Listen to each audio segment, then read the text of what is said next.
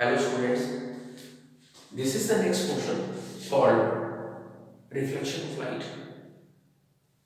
If you are thinking about what the reflection is, then definitely we will study one more portion in the today's lecture, that is called the deviation produced by the plane mirror. But first have a look on the reflection.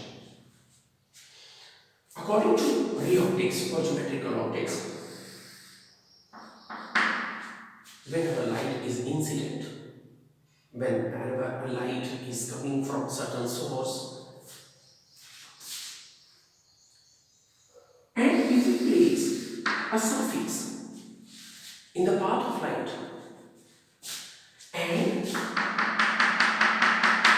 we make it similar to the other path or make it opaque so that the light cannot pass, so what will happen? You know that what will happen?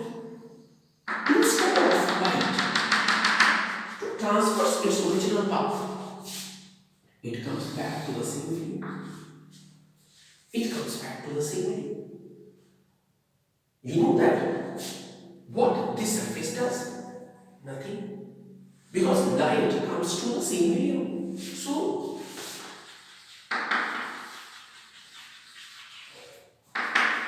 no change in speed of light. One.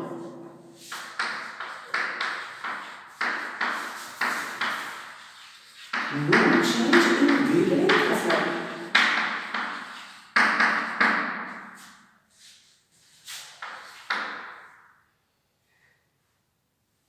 No change in frequency of light.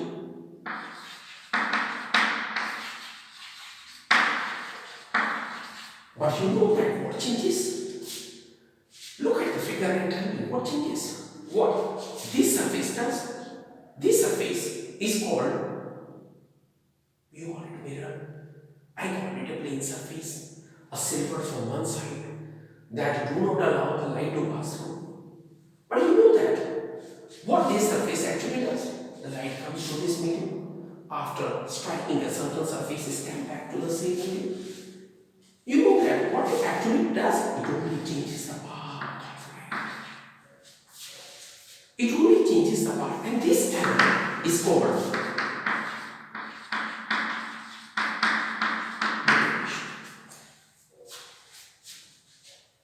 So what the reflection is? Whenever we study the word reflection, what does it mean? We actually study only that portion of light which after striking a certain surface comes back to the same medium without changing any of the fundamental property of light.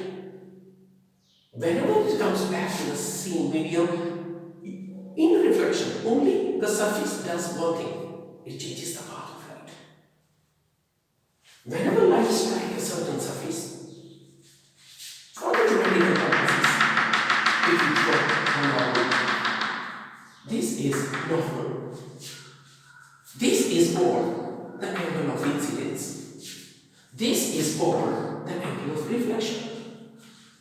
And this is what is called angle of deviation.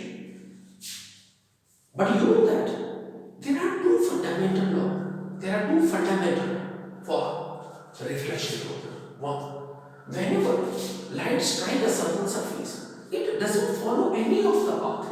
According to Pathankot's principle, a French scientist Pathankot stated that light only follows the path which takes minimum time to move from one point to another. According to Pathankot's principle of minimum time, I will discuss the first law of reflection, I is equal to R, in the next lecture. Every time from the lower classes, every time they are stating that incidence angle is equal to angle of reflection, and why? We will study the Fermat principle in the next lecture. To study the behavior of light, why it follows I is equal to R. But till moment, because this is the point where we are going to discuss the deviation of light. I will discuss it later on in the next lecture. And there is one more thing, the second law. There is a law. This incident light, this reflected light, is normal, all are in same plane. These are the three portions which are in the same plane.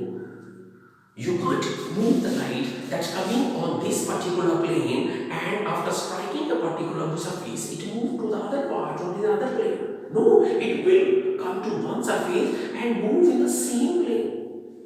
So the second law is the incidence and the incident light, reflected light, normal, all are in same plane. So just for easiness, if I is equal to R, I can write it also I also. But whenever we study deviation, have a look on the straight line behavior. You know that the sum of I plus R plus delta is 180. According to law of reflection, you can calculate I plus I plus delta is equal to 180. And it's very easy to say that the deviation produced by a plane mirror is 180. This is called 180 minus 2I. I is of course called angle of incidence. One more thing, it should be very clear to you, whenever incident light strike a certain surface, and what we does, we measure the angle with the normal. If you measure the angle not with the normal, but with the mirror, this is not called incidence angle. This is called the glancing angle of incidence. Glancing. If you look at the geometry, I and the glancing angle have a sum of what? 90. So, you tell me, incidence angle can be stated in this aspect. If you put the value, the deviation is called 180 minus twice of I can put it like this also. And you tell me, so what? That's it. So, whenever light strikes a certain surface, and if it is a plane mirror, particularly plane mirror, the deviation produced by the mirror, it is only the deviation because all other properties are same. It is only the deviation that is actually get produced, and you know that whenever the deviation gets produced, deviation by plane mirror has two formula. One is called 180 minus twice of I, or it is simply called twice of the glancing angle of I. This is also called glancing angle. So, it should be very clear what are the laws of reflection. Incidence light, reflected light, normal, all are in same plane. This is very important for the IIT version of numerical. We will discuss it in the next lecture. This is very important to state why I is equal to R as the other law of light. Incidence angle as an angle of reflection, that is Fermat principle. That will be my next lecture because I can't discuss everything in a single lecture. But in this lecture, it must be very clear to you the deviation produced by the light is twice of IT.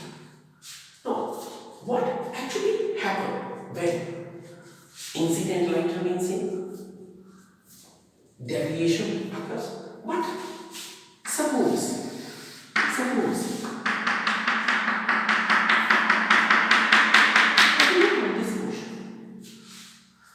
You know that what I have done? I have changed the position of mirror from mirror 1 position to mirror 2 position, and I have rotated by an angle of theta anti-clockwise. Suppose you know that incident light remains same. If you tilt the mirror by some angle, you know that what will happen? Reflected motion of light, that is from the mirror position 1, the reflected light will definitely change. Look at this deviation. The deviation has a formula twice of IT. But look at the new deviation. Look at the new deviation. You know that it becomes twice, but the glancing angle with the mirror now becomes what? Not only IT, but IT plus theta. Have a look on this angle. You know that if this angle, what I call it, suppose zeta, to look at the zeta, isn't it that zeta is all the delta 2 minus delta 1? Is it all twice of IT plus theta minus twice of IT, and you get what? So One more thing should be very clear. If we keep the incident light same, if the mirror gets tilted by some angle, suppose it gets tilted by 5 degrees, you know that what will happen? Reflected light also get deviated in the same angular position. If you do it anti-clockwise, that will also happen anti-clockwise. But if you tilt the mirror by 5 degrees, you know that the resultant change in reflected portion, the angular difference created is twice of it. If you tilt your mirror by an angle of 2 degrees, the reflected light will tilt in the same direction with 10 of the degree. So, whenever a mirror gets tilted, light also gets deviated. Whenever a mirror gets again tilted, the deviation angle changes. And you know that deviation angle depends upon how much mirror you have tilted. If you have tilted the mirror by an angle of 2 degrees, the reflected portion of the light will also get altered in the same sense of rotation, but by the twice of that angle. Clear? So we will discuss Fermat principle and the behavior of light